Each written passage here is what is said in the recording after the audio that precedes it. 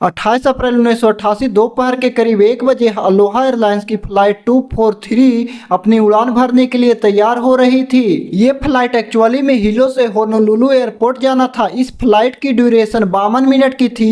ये Aloha airlines यहीं की लोकल एयरलाइंस है जो अलग अलग आयरलैंडों को कनेक्ट करने का काम करती है। ये फ्लाइट 243 ने 1:25 पर टेक ऑफ किया। उड़ान भरने के ठीक 20 मिनट बाद यह फ्लाइट 24,000 फीट की ऊंचाई पर पहुंचती है। जैसे ही इस हाइट पर पहुंचती है एक बड़ा सा धमाका होता है। सभी यात्री को धमाके की बड़ी तेज आवाज सुनाई देती है। कुछ यात्री अपने आसपास देखते हैं तो उन्हें दिखाई देता है कि प्लेन की छत और आसपास की दीवारें गायब है। ऊपर उन्हें खुला आसमान दिख रहा है। प्लेन के शुरुआती हिस्से का लगभग 35 मिलीमीटर स्क्वायर का हिस्सा हटकर अलग हो चुका था। एरोप्लेन के अंदर केबिन में हवा हमेशा प्रेशराइज करके रखा जाता है ताकि हम नॉर्मली सांस ले पाए, क्योंकि 24,000 फीट की हाइट पर हवा पतली हो जाती है और हम नॉर्मली सांस नहीं ले सकते हैं। लेकिन ये फ्लाइट 243 में ऑक्सीजन मास्क सिस्टम काम नहीं कर रहा था प्लेन की छत फटने की वजह से। इस फ्लाइट में 44 साल के कैप्टन रॉबर्ट स्कुम्सदेमर से एक बेहद एक्सपीरियंस जो 11 साल से अलोहा एयरलाइंस के लिए काम कर रहे थे।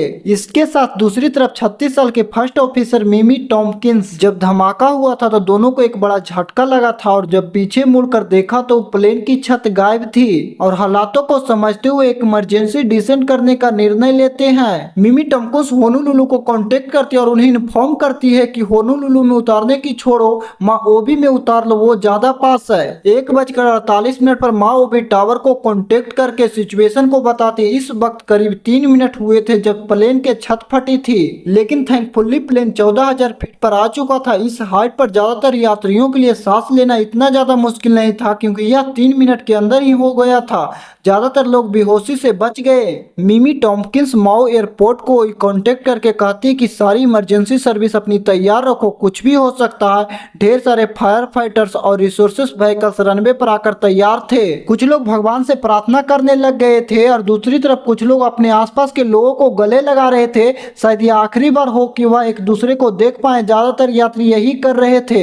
जैसे जैसे प्लेन नीचे आ रहा था तो पायलट ने रियलाइज किया कि लेफ्ट वाला जो इंजन है वो फेल हो चुका है। मैन्युअली रीस्टार्ट करने की कोशिश की जा रही थी। इसी बीच रनवे पर खड़ा हुआ एक बंदा प्लेन को बाइनल से देख रहा था कि तभी उसे दिखाई देता है कि एक्चुअली में नोज गियर जो सक्सेसफुली रिलीज हो चुका था, यानी कि प्लेन को बेली लैंडिंग की जरूरत नहीं पड़ेगी। पायलट को इन्फॉर्म किया जाता और पायलट की जान में जान आती और फिर 1:58 पर 13 मिनट 42 सेकेंड बाद एक्सप्लोजन अलोहा एयरलाइंस की फ्लाइट 243 रनवे पर टच डाउन करती है। कैप्टन ब्रेक्स इस्तेमाल करने के अलावा बचे हुए इंजन का टू थ्रस्ट रिवर्स भी इस्तेमाल करते हैं और प्लेन धीरे धीरे शांति से आकर रुक जाता है। रनवे पर मौजूद सभी इमरजेंसी टीम राहत महसूस करती है और प्लेन से इमरजेंसी एग्जिट के जरिए यात्री को नीचे उतारा जाता है। सभी यात्री कैप्टन को धन्यवाद करते हैं उनकी जिंदगियां बचाने के लिए। हालांकि ज्यादातर लोग सेफ थे लेकिन कई यात्री को भारी चोट पहुंची थी। जो रोज के 4, 5, 6, 7 पर बैठे तो उन्हें भारी चोट आई थी क्योंकि उसी एरिया का छत फटी थी।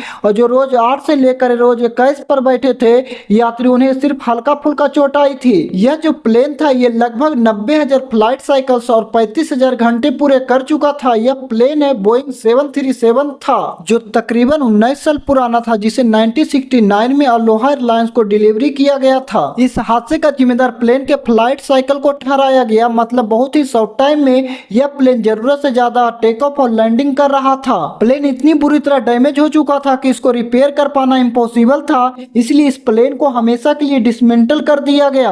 अब मिलते हैं अगले वीडियो में। चैनल पर नहीं तो चैनल को सब्सक्राइब कर लीजिए, वीडियो को लाइक कर लीजिए क्योंकि ऐसे ही वीडियो आपको और देखने को मिलेंगे।